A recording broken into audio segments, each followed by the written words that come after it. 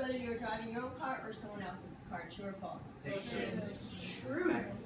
It is true. Whether you're driving your car or someone else, liability insurance does cover you if something is to happen. Bodily injury liability coverage pays both medical and legal expenses. True or false? False. That is true. Collision coverage is usually the least expensive portion of an auto insurance policy. It is false. And I'll explain to you certain cars you don't need to get collision insurance for. But we'll talk about that.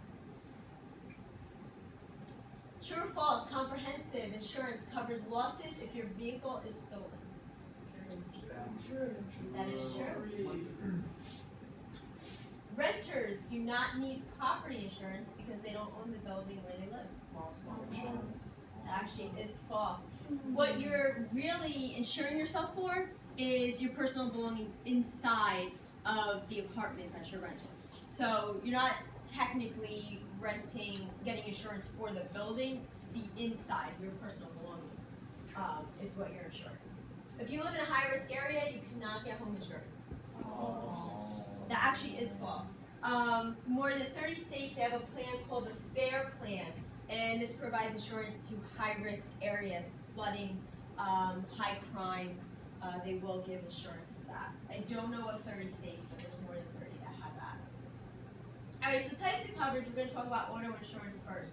So liability insurance, it covers bodily injury. It also covers property damage. So bodily injury liability first. If you were to get into an accident and someone gets injured or it causes death, you're covered if you have the liability insurance, which is required. You need to have liability insurance. Property damage is if your car, the policyholder, which would be you, damages personal property. So an example, a few years ago, a little old lady put her car into drive instead of reverse down at the Wayne Library and stepped on the gas pedal and went right into the front doors. Yes. That's property damage. A few years ago, same thing happened at Dunkin' Donuts down by Wayne Valley High School. Something happened with a car, drove into the Dunkin' Donuts. Property damage. Recently, I think it was a few days ago, maybe last Friday or last Thursday, an elderly man in his 80s had some type of medical condition while he was driving in a residential area in town and drove into a house. Property damage. Serious property damage. So it does happen.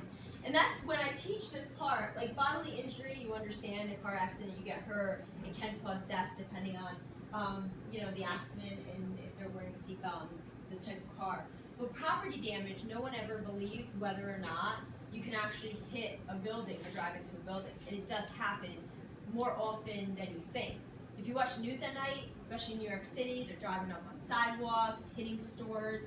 It happens, so you want to be covered for that.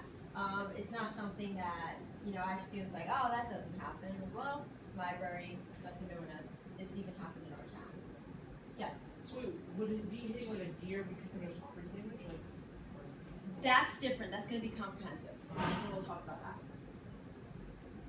Then you have collision insurance, and this covers the damage to your car.